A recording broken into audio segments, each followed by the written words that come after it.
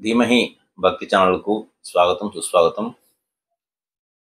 కార్తీక మాసం చివరి దశకి చేరుకున్నాం. ఇప్పుడు కార్తీక మాసంలో ముఖ్యమైనటువంటి రోజులలో సోమవారాలు, కార్తీక పౌర్ణమి, అదేవిధంగా ఏకాదశులు. అయితే రేపు అనగా 26వ తేదీన ఏకాదశి వస్తుంది. ఈ ఏకాదశి రోజున ఈ నెలంతా కూడా శివునికి మనం పూజలు చేసుకున్నట్లయితే, అభిషేకాలు చేసుకున్నట్లయితే ఎన్నో మంచి ఫలితాలు ఇస్తాయి, విశేష ఫలితాలు ఇస్తాయి అని చెప్పేసి చెప్పుకున్నట్టే, ఈ ఏకాదశి రోజున విష్ణుమూర్తికి గనుక మీరు అభిషేకం చేసుకున్నట్లయితే, విష్ణుమూర్తికి తులసి దళాలతో పూజ చేసినట్లయితే మీరు అనుకున్నటువంటి కోరికలన్నీ కూడా నెరవేరుతాయి. అయితే ఏకాదశి రోజు మొత్తము అంటే చేతనైన వాళ్ళు, ఉండగలిగిన వాళ్ళు ఉపవాసం ఉండి తెల్లవారి ద్వాదశి రోజున వదిలి అంటే విష్ణు సహస్రనామాలు లేదా విష్ణువుకు సంబంధించినటువంటి స్తోత్రాలు, అష్టకాలు చదువుకుంటూ స్వామివారిని ధ్యానం కనుక చేసుకున్నట్లయితే మీ కష్టాలన్నీ కూడా తొలగిపోతాయి, దరిద్రం అంతా కూడా పోతుంది అని చెప్పేసి పెద్దలు చెప్తారు.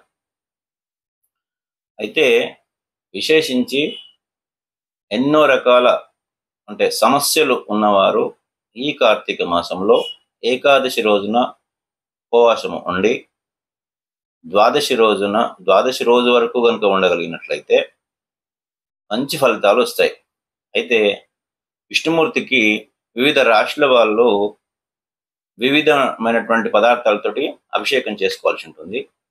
అయితే మేషరాశి వారు బెల్లం పానకంతో విష్ణుమూర్తి విగ్రహానికి అభిషేకం చేసుకుంటే మంచిది. వృషభ రాశి వారు పంచామృతాలతో, మిథున రాశి వారు తమలపాకులను కలిపినటువంటి నీటితో, కర్కాటక రాశి వారు పచ్చి ఆవు పాలతో, సింహరాశి వారు తేనెతో, కన్యా రాశి వారు చెరుకు రసంతో అభిషేకం చేసుకుంటే చాలా మంచిది. తులారాశి వారు ఆవు నెయ్యితో, అదేవిధంగా వృశ్చిక రాశి వారు ఎర్రని పువ్వులు అంటే మందార కానీ గులాబీలు కానీ ఎర్రని పువ్వులు కలిపినటువంటి నీటితో విష్ణుమూర్తికి అభిషేకం చేసుకోవాలి. ధనస్సు రాశి వారు కుంకుమతో కూడినటువంటి పాలను విష్ణుమూర్తికి అభిషేకం చేయాలి. మకర రాశి వారు గంగాజలము, నల్ల నువ్వులను కలిపి విష్ణుమూర్తికి అభిషేకం చేయాల్సి ఉంటుంది. కుంభరాశి వారు కొబ్బరి నీళ్ళతో అభిషేకం చేయాల్సి ఉంటుంది. మీనరాశి వారు పసుపు పువ్వులను పాలలో కలిపి విష్ణుమూర్తికి అభిషేకం చేసుకున్నట్లయితే మీరు అనుకున్నటువంటి కోరికలు నెరవేరుతాయి. ఇప్పటి వరకు ఉన్నటువంటి సమస్యలు తీరుతాయి. భార్యాభర్తల మధ్య సఖ్యతని అనుకోండి, లేదా ఉద్యోగస్తులకు ఉద్యోగాలు అనుకోండి, లేదా వివిధమైనటువంటి అప్పులు, మీరు తీర్చాల్సిన అప్పులు తీరుతాయి, మీకు రావాల్సినటువంటి బాకీలు వస్తాయి, ఆర్థిక సమస్యలు ఉంటాయి. ముఖ్యంగా లక్ష్మీదేవికి కూడా ఇష్టమైనటువంటి రోజు. వైకుంఠానికి అంటే పూర్తిగా మనం ఉపవాసం ఉండి ద్వాదశి దాకా ఉండగలిగినట్టయి మనం చెప్పిన విధానం కనుక మనం పూజలు చేసుకున్నట్లయితే వారికి చనిపోయిన తర్వాత వైకుంఠ ప్రాప్తి కలుగుతుంది అని చెప్పేసి శాస్త్రం చెప్తుంది. అంతేకాకుండా లక్ష్మీదేవికి కూడా విష్ణుమూర్తికి ఏ విధంగా అయితే పూజలు చేస్తారో లక్ష్మీదేవికి కూడా పూజలు చేస్తారు.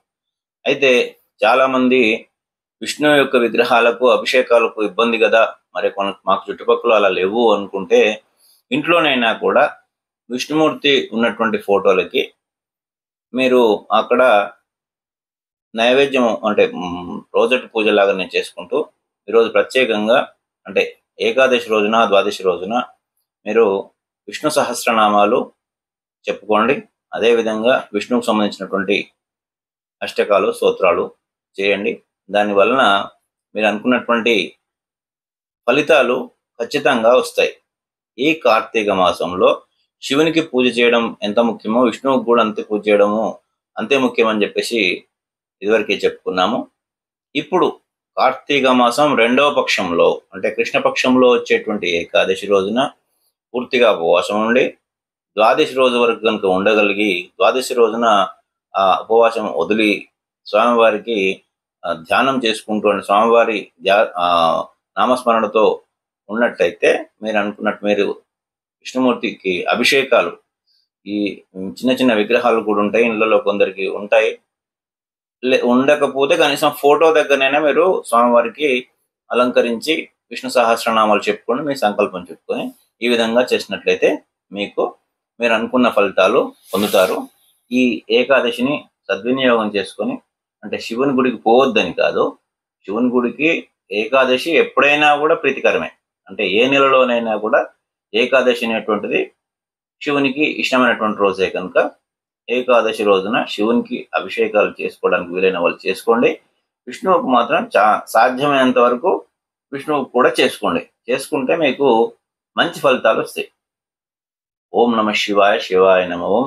ఓం నారాయణాయ నమః.